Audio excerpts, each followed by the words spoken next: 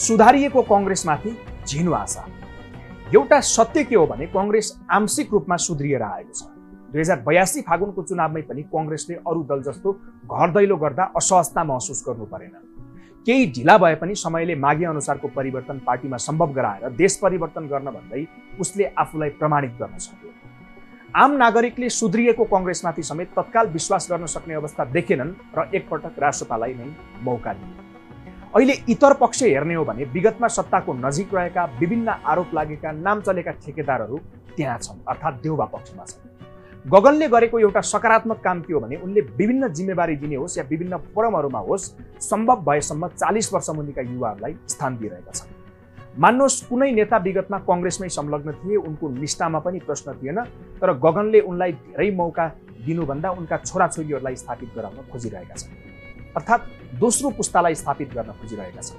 कङ्ग्रेसको नीति अनुसन्धान प्रतिष्ठानका कार्यक्रमले गराउने बहसको मञ्च र त्यहाँ उपस्थित पात्रहरूलाई हेर्ने हो भने के देखिन्छ, अर्थात् यसलाई उनीहरूले फोहोर सफाई अभियानको निरन्तरताका रूपमा व्याख्या गरेका छन्। भलै पार्टीभित्रै रहेका केही अनुभवी पुस्तालाई समेत उनले सँगै लिएर जानु भनेको गगनको राजनैतिक भविष्यकै लागि पनि राम्रै हुने कदम हो। गगन आफ्नै पनि पृष्ठभूमि बिल्कुल फरक छ। उनी हठातमा राजनीतिमा आएर तात्तै खाउँ जलिमरी जाउँ गरेका पात्र होइन। भलै पछिल्लो समय केही पपुलिस्ट उनी पनि भएका हुन्। रासोपा वा रवि मात्र पपुलिस्ट होइनन्, गगन पनि केही हदसम्म पपुलिस्ट हो। तर उनी स्वास्थ्य मन्त्री हुँदा भएका केही कामहरू जसमा रासोपाले पनि प्रश्न उठाउन सक्दैन। छोटो समयलाई नै भए पनि सफल स्वास्थ्य मन्त्रीका रूपमा उनले आफ्नो नाम दर्ज गरेका छन्।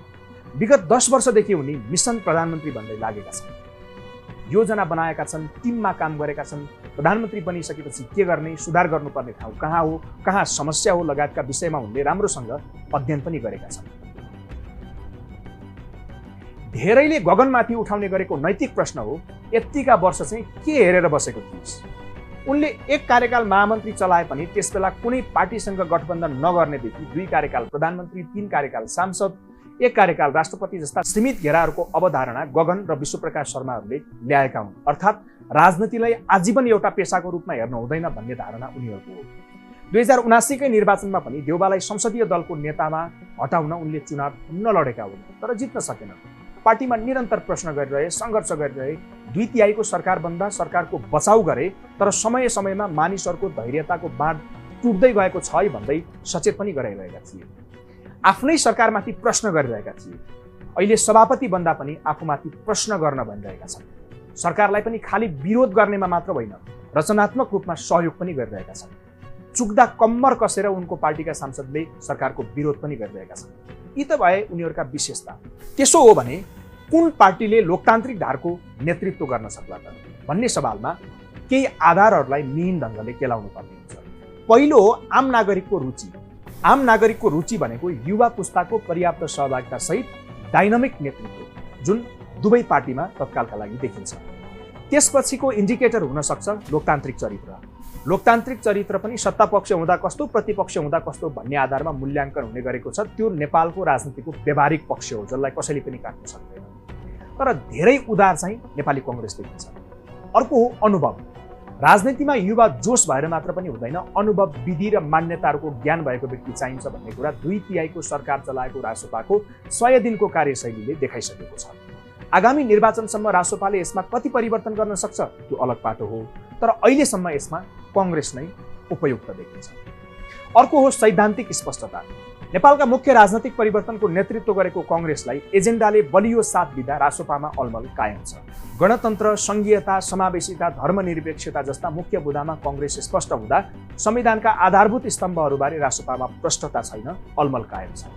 यसले दिगो शक्ति बन्नमा बाधा पुर्याउन सक्छ। कार्यकुशलताको सवालमा रासोपा परीक्षणको क्रममा छ भने गगन थापा पनि स्वास्थ्य मन्त्री मात्र बनिसकेकाले उनी पनि परीक्षणकै क्रममा छन्। अर्कोतर्फ राजनीतिमा सङ्गठन पनि उत्तिकै आवश्यक हुन्छ। यो सवालमा कङ्ग्रेस दिगो राजनैतिक शक्ति बनेकोमा दुई मत छैन। रासोपा आफूलाई कार्यकर्ता नै नचाहिने बताउँदै आए पनि अहिले सङ्गठित हुन थालेको छ। यद्यपि कङ्ग्रेस जस्तो धात्री सङ्गठनको पक्षमा भने ऊ देखिएको छैन। लोकतान्त्रिक चरित्रको आधारमा पनि उनीहरूको दीर्घकालीन राजनीतिमा के प्रभाव पार्छ भन्ने कुरा देखाइसक्छ। यहाँ हामीले बुझ्नै पर्ने कुरा के हो भने यदि राष्ट्रिय स्वतन्त्र पार्टीले नेपाली कङ्ग्रेसले आजसम्म जे कामहरू गरेर आएको छ र सैद्धान्तिक रूपमा प्रष्टता उसले जे देखाउँदै आएको छ र सैद्धान्तिक धार पक्रे पनि व्यवहारमा विचलन जसरी भएको छ त्यसलाई राष्ट्रिय स्वतन्त्र पार्टीले सिकेर त्यसबाट मजाले त्यसलाई ट्याकल गर्न सक्यो भने राष्ट्रिय स्वतन्त्र पार्टीको सम्भावना हुन्छ। होइन भने उसले सरकार मार्फत काम पनि गर्न सकेन र राजनैतिक वैचारिक स्पष्टता पनि देखाउन सकेन भने दिगो र बलियो पुरानो राजनैतिक शक्ति भएका कारणले नेपाली कङ्ग्रेसको पक्षमा पासा पल्टिने सम्भावना बलियो हुन्छ।